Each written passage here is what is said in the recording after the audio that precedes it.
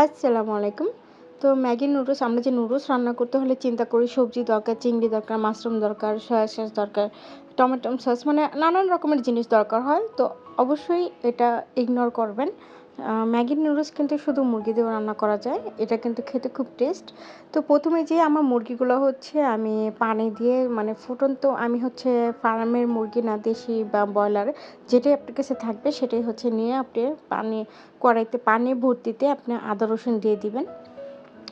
তারপরে দেন হচ্ছে আপনি আ লবণ দিয়ে দিবেন। তারপরে দেন হচ্ছে পরিমাণ মতো একটু তেল দিবেন। এই ৩ টা জিনিস থাকলে আপনার মাংস ভিতর থেকে সেদ্ধ হয়ে যাবে। দেন হচ্ছে মাংস এভাবে খেতেও মজা লাগবে।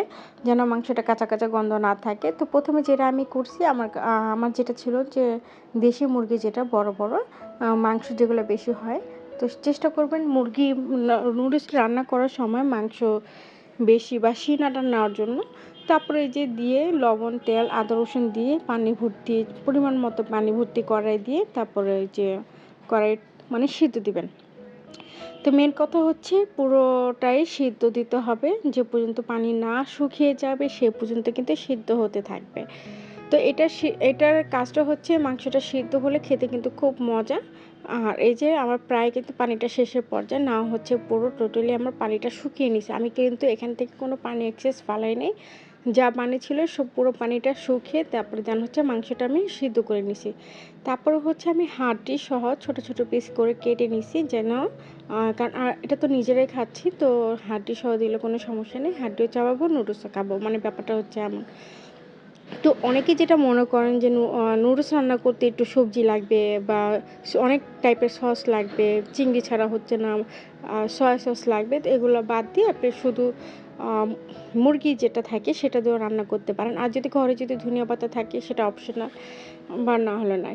আচ্ছা অনেকেই আছে না ম্যাগি নুডলস রান্না করলে না পেঁয়াজ ইউজ করে। আমি জানি না পেঁয়াজ ইউজ করে কিনা, আমি ইউজ করি না।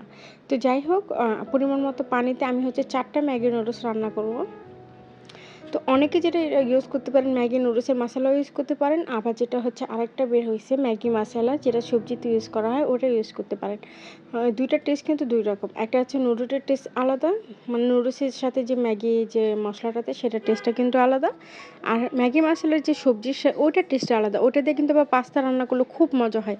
চেষ্টা করবেন যে ওই ম্যাগি মশালার যে ৳৫ করে দোকানে পাওয়া যায় সেটাতে চেষ্টা করবেন যে পাস্তা দিয়ে মানে পাস্তা রান্না করতে। পাস্তা দিয়ে মানে সরি মাসালা দিয়ে মানে ম্যাগি মাসালা দিয়ে সবজির যে মাসালাটা সেটা দিয়ে পাস্তা রান্না করবেন। তো আমি কিন্তু ৪ টা নুডলস দিয়ে দিছি আর ২ থেকে ৩ মিনিট আমি এটা বয়েল করছি। যে পর্যন্ত আরকি নরম না হয়েছে সে পর্যন্ত বয়েল করে তারপরে দেন হচ্ছে এটাকে আমি পানিতে মানে মানে জালি যেটা সেটা জালির মধ্যে ছেঁকে দিছি তারপরে দেন হচ্ছে ঠান্ডা পানি দিয়ে কিন্তু আমি এটাকে ক্লিন করবো আরকি। তারপরে দেন হচ্ছে ঠান্ডা পানি দিয়ে আমি এটা পুরোপুরি নুডলসটাকে ধুয়ে ফেলতেছি। মানে ধুয়ে মানে কি ঠান্ডা পানি দিয়ে সেটাকে আমি মানে জাস্ট ঝরঝরা করবো আরকি। যার কারণে হচ্ছে ঠান্ডা পানি দেওয়া। তারপরে দেন হচ্ছে আমি যেটা লাগবে যে আমার ম্যাগি মশালার সাথে যে ৪ টা মশলা ছিল, তারপরে দেন হচ্ছে পরিমাণ মতো কাঁচামরিচ। যে যেমন ঝাল খেতে পারেন সে অনুযায়ী আপনারা কাঁচামরিচ দিবেন। তারপরে সাথে আমি ৪ টা ম্যাগি নুডলসের সাথে ৩ টা ডিম নিয়ে নিছি। আর তারপরে মুরগির মাংস তো আছে। তো আমার কাছে কিন্তু সয়া সস নেই, ওয়েস্টার সস নেই, কোনো সস নাই। জাস্ট আমি এগুলো দিয়ে হচ্ছে নুডলস রান্না করব। যারা চিন্তা করে নুডলস রান্না করতে অনেক কিছু লাগবে তারা ওগুলা বাদ দেন। এইভাবেও নুডলস রান্না করলে কিন্তু নুডলস মজা হয়। তো অনেকে আছে নুডলসে পেঁয়াজ ইউজ করে। আসলে আচ্ছা পেঁয়াজটা ইউজ করলে না নুডলসে একটা গন্ধ, গন্ধ মানে গন্ধ কি মানে নুডলসের যে একটা টেস্টটা সেটা কিন্তু থাকে না। তো যাই হোক তেল পরিমাণ মতো দিয়ে আমি ৩ টা ডিম একসাথে ছেড়ে দেবো। তারপর দেখা হচ্ছে সেটাকে আমি বারবার ভাঙবো মানে ভাজির মতো আরকি ভাজি করবো এরকম। তো তেলে তো আমি দেখতেছি যে আমার তেলটা একটু কমে গেছে। তারপর দেন হচ্ছে আমি আবার একটু তেলটা এড করব।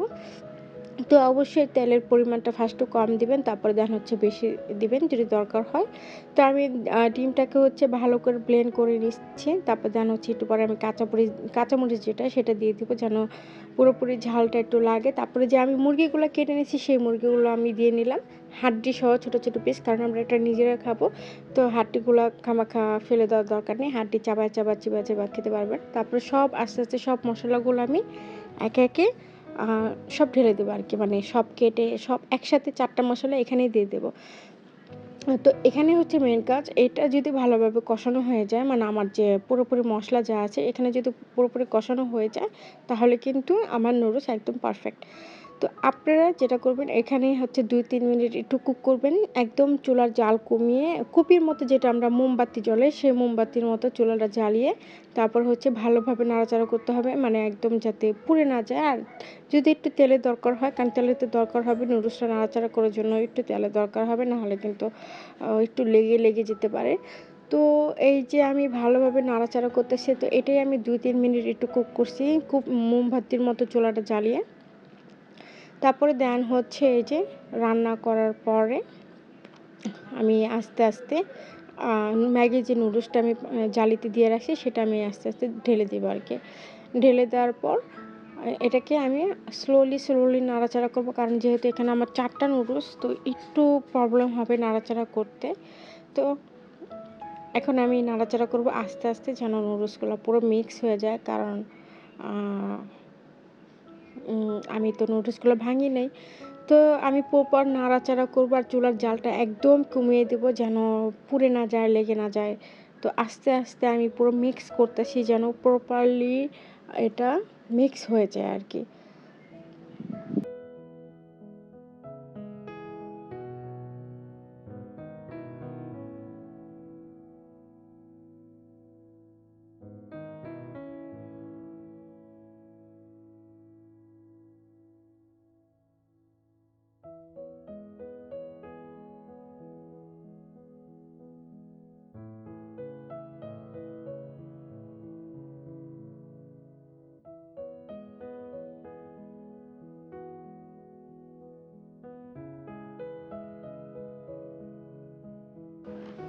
তারপরে এই যে আমার কিন্তু পুরোপুরি সমানভাবে আমি নাড়াচাড়া করছি। মানে অনেক সময় নিয়ে নাড়াচাড়া করতে হয় ঠান্ডা মাথায়। কারণ সাইডে পড়ে যেতে পারে।